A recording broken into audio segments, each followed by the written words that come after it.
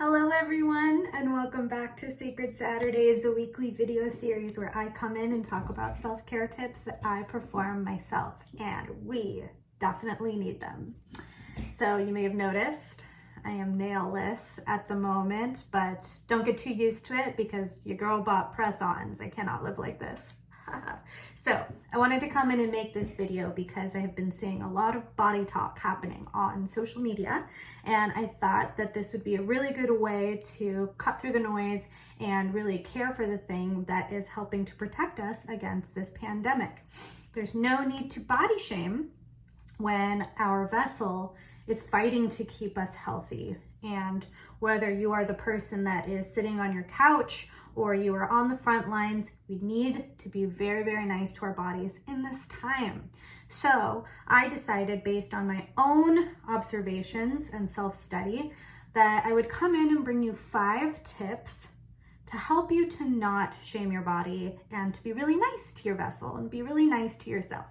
Because there can be a tendency, especially when we are stuck at home alone with ourselves, to not be our best friends. And it's almost like we're locked inside with somebody that we don't like very much. That's not going to be good for us, right?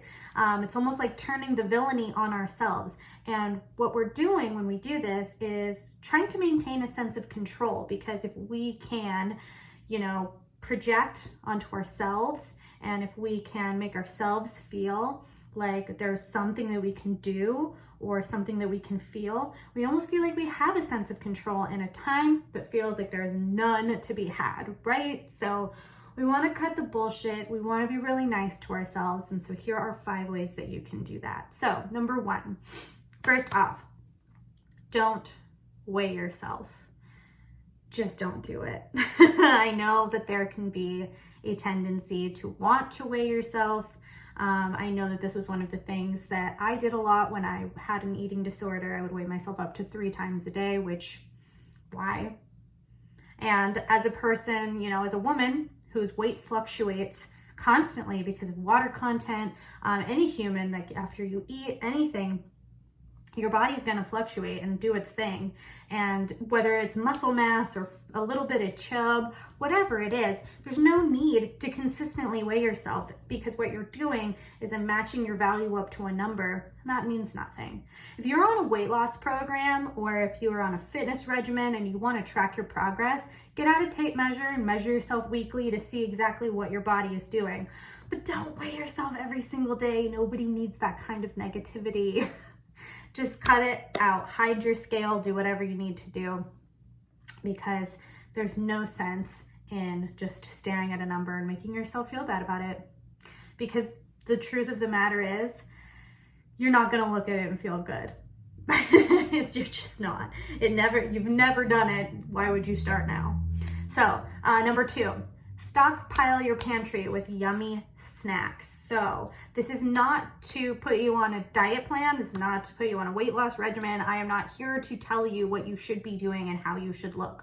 However, I am saying that if you sit on the couch and you eat a bunch of Oreos and it feels really good in the moment, and you think that that is the thing that's going to make you comfortable, and yet 2 seconds later, when you feel really full, more full than you wanted to, you beat yourself up over it, you're not doing something that's actually good for you.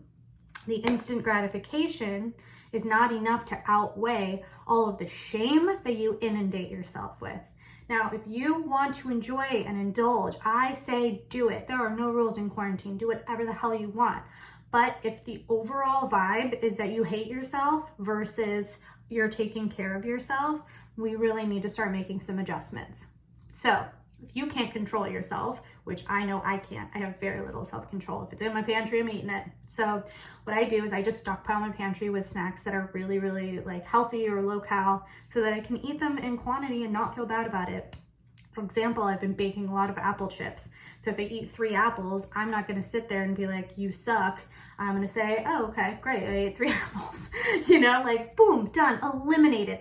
All of that nonsense has just been eliminated. So try that.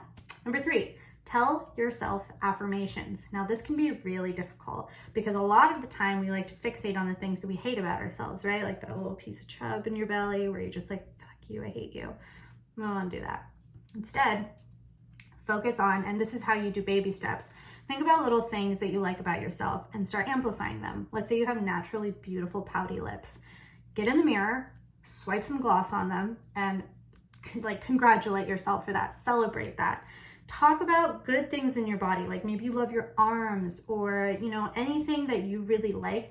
Just talk to it every single day and say, you know what? You're doing work. Make yourself feel good about yourself. Even if it's just like telling your body thank you for being healthy right now, because that is huge and not everybody has that privilege at this moment.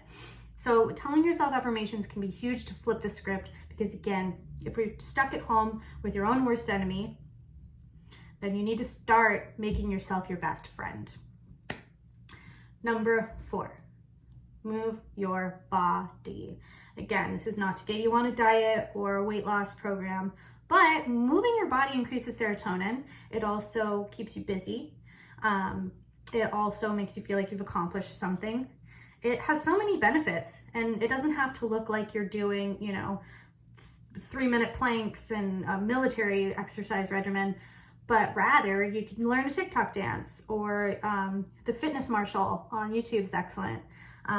However moving your body looks like to you, it is a way better option than just sitting on your couch and making yourself feel like crap about it. Because that's what we want to eliminate, right? It's not the sitting on your couch part, that's fine. It's the making yourself feel bad about it. So whatever you're making yourself feel bad about, let's just cut that out for the moment until you have a better relationship with it, and replace it with something healthier so that you can feel really good and empowered. And so those days that you do sit on the couch, you're like, I earned this. Or whatever, however that looks like to you. But moving your body is excellent. I mean, TikTok dancing, that's my favorite. I work out like a beast now, just because that's what I choose to do with my time. But I have to say that it has improved my mood tenfold, because it has not been easy over here, but I've maintained a positive mindset. And then, finally, number 5, the piece de resistance. Think long term. I touched on this a little bit with the snacking, but we don't want to focus in on instant gratification. Instead, we want to think of long term. So think about, because I know that it feels like it, but it's not true, quarantine will not last forever. So you want to think to after quarantine. What choices are you going to make now that after quarantine version of you is going to be super duper proud of? What, even if it's just until tomorrow or an hour from now, just try to make choices that you know that in the future you're going to be proud of, because again, that instant gratification can be a killer. Anyways, those are the top 5 tips that I have for you guys today. I really hope that they resonated with you and that you enjoyed them. I love you, I'm rooting for you, and I will see you next week.